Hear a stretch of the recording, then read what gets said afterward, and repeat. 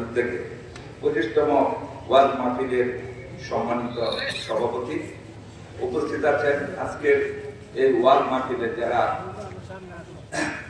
ওয়াজ করবেন বিশিষ্ট ইসলামিক চিন্তাবিদ উপস্থিত আছেন। আমার বড় ভাই মাওলানা ডক্টর ইকবাল হোসেন সাহেব উপস্থিত আছেন। এলাকার মুসল্লিগণ ও আমার ছোট ভাইরা, আসসালামু আলাইকুম। আমি একটু অত্যন্ত দুঃখের সাথে কিছু কথা বলতেছি যে আজকে ওয়াজ মাহফিলের ছোট্ট একটা প্যান্ডেল, বড় না,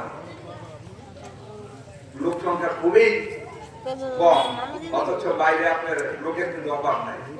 আমি এখন ওয়াজ মাহফিল করে একটা জিনিস লক্ষ্য করি, যেটা খুব আমাদের কাছে খুব কষ্ট লাগে, যে প্যান্ডেলের যার লোক আছে তার 3 লোক থাকে বাইরে, তারা প্যান্ডেলে আসে না।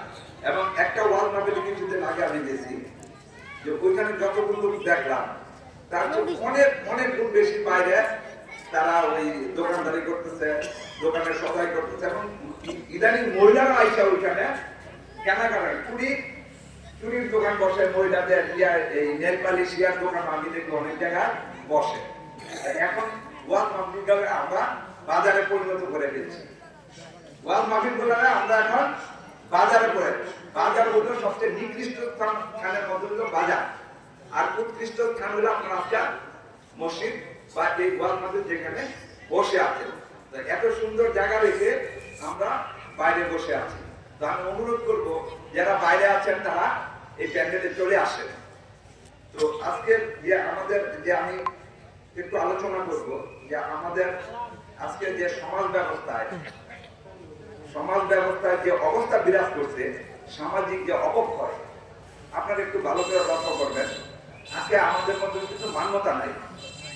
আমরা মনে করি, অনেকেই মনে করি আমি একটু নেতা হয়ে গেছি, আর দুনিয়ার গেলে আমি মানবো না।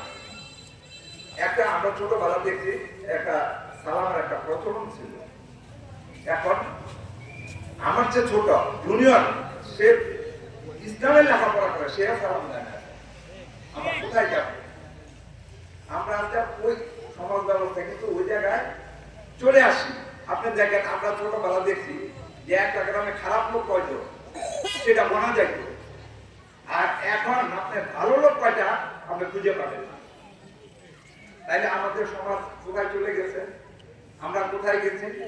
আমাদের না, এখন একটা গ্রামে আমরা দেখছি যে